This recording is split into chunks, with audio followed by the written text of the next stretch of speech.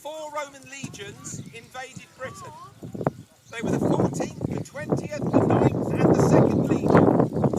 A Roman legion consisted of approximately 5,500 heavily armoured infantrymen of the type you see today. They were Roman citizens in the legion, except that is for their auxiliary units who were in support of them. Approximately half that number. So one complete legion with its auxiliaries was around about 8,000 men. Now it wasn't the kit and equipment that specifically set the Romans apart from their adversaries. It was organisation and discipline. But the equipment, well, let's have a closer look at it and see what Romans were actually dressed like who came ashore. If we start at the top, for those wearing them, the crest, Christa in Latin, we know little of its true function, and we do feel it is more likely that it was not worn in battle, well, not by the ordinary soldiers anyway. The helmet that it sat on was bronze or iron. It had, for the most part, eyebrows embossed into it. Not every helmet found had the eyebrows, but the vast majority. They're there to strengthen the metal at the front of the helmet, as is the brow band, designed to stop the helmet being crushed and to stop a sword sliding down the front and hitting the man's nose and eyes underneath. Cheek plates protect the sides of your face while still allowing you very good vision and being able to breathe properly. The neck guard, once again, protecting the man from a weapon that may hit his helmet and slide off. Rome's enemies used a longer sword than Roman soldiers. An Iron Age sword could be up to 1 metre long. It was long and thin and was regarded as a slashing weapon. Around the neck a scarf, more to protect your own neck from your armour. It has a tendency to chafe. The tunica, worn by Roman legionaries. There is great debate, and I'm sure there will continue to be debate over the colour of Roman tunic. Hollywood would have us believe that all Romans wore red. We do have evidence for red, and we have an equal amount of evidence for undyed material, anything from an off-white to a biscuit colour. The armour, for the most part, well, not every Roman soldier was dressed identically. From a distance, they may have looked that way, but when you got closer, you would see lots of variations in their kit and equipment. It was all produced in factories. The factories were all across the Roman Empire. For the most part, the legionaries of AD 43 were wearing lorica segmentata, segmented plates of metal held together with leather and rivets. But it would not be unusual in any way to see an equal number of Roman soldiers wearing either chain shirts or wearing scale. Around the waist they wore a belt, cingulum militare, probably one of the most important signs that the man was in fact a Roman soldier. We do feel that the apron, attractive though it is, was probably far more a psychological protection for the man than a practical one. It won't stop a sword thrust, but it may well stop a sword cut. On the belt hung a dagger, a bugio.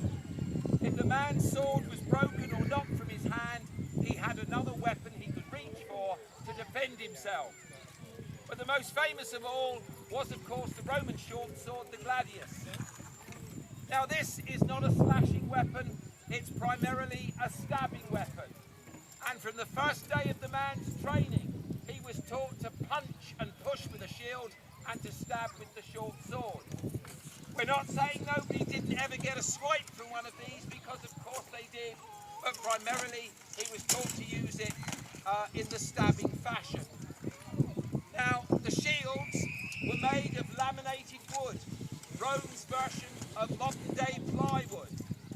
Strips of wood glued together, the shield was then covered in leather, the leather in cloth. The Romans had fantastic glue, except for one thing. It wasn't waterproof. And if the shields got very wet for any length of time, river crossings, days of rain, and they couldn't dry out, the glue became affected and the shields came unstuck. So you would never see Roman soldiers with the fronts of their shields exposed as you see today for anything other than a parade or a battle. To keep them from the wet weather, they were kept in a waterproof leather bag, which was only taken off when the shield was needed. Now, it didn't really matter how much armour you wore, how brave you were, or even how well trained. If you're stood in a long line with hundreds, maybe even thousands of people running towards you, screaming their heads off, waving their swords and shields, if they ran into you en masse, everybody's going to get knocked over, trampled, and that's half the battle lost. So at the beginning of a battle, to stop that happening, Roman soldiers threw javelins, the pilum. The idea was to kill or injure as many as possible before they ever got to you. But the javelin has a problem. If you throw it at someone and you miss, they're very likely to pick it up and throw it back at you. So the Romans designed their javelins to bend or break after impact, making them pretty useless to be used again in a hurry. Put it all together and you have a heavily armoured infantryman of the mid-1st, early 2nd century. But the Romans weren't made up of just infantrymen. From around the Roman Empire, they recruited the best of everything they fought against. Cavalry from Gaul, slingers from the Balearic Islands, archers from Syria. These men were brought into the Roman army and slightly Romanized. He has an ethnic style helmet, but he wears the tunica of a Roman legionary, although he would have been an auxiliary. A chain shirt, a composite bow, extremely powerful. A bow of this type will punch an arrow straight through a Roman shield. He also has the small gladius and belt. He is 2/3 Romanized, but his origins are in Syria and the Far East. All brought into the Roman army and utilised in its fighting units. Now, locker tenate for the soldiers if they come back into line. The basic drill, turning right, turning left, about turn, were all very good. But on a battlefield, certain manoeuvres were required. And those manoeuvres were required to fight an enemy with long slashing swords. And today, we'll try the wedge, the line advance, and we'll see how these new recruits do. Because everything was practiced on a parade ground long before they ever reached the battlefield.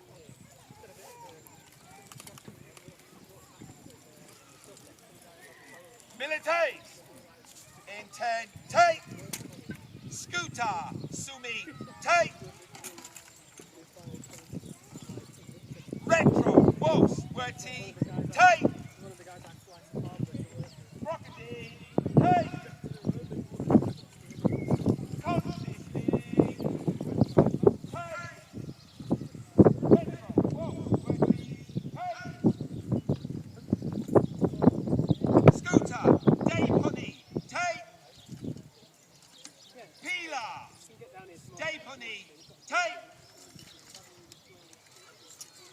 scooter, sumi, take, gladius, stringy, take,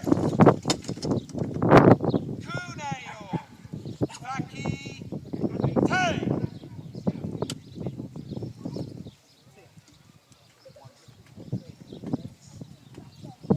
crocodile, take, dex, dex, dex, dex, dex.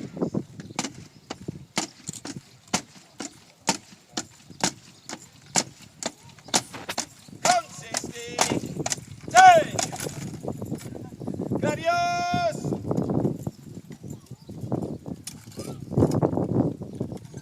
recondi, take,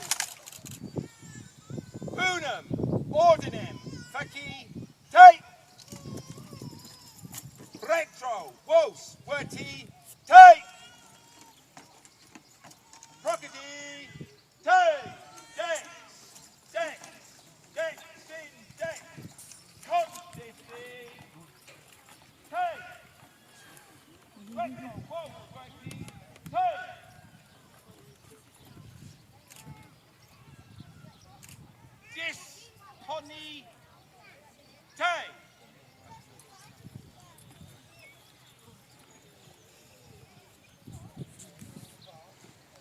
Unum, ordinem, faci, te.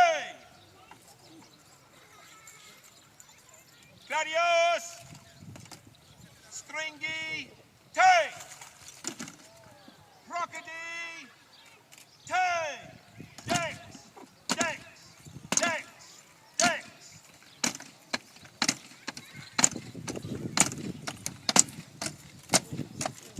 Consisti, te. Fiete! Fiete! Fiete!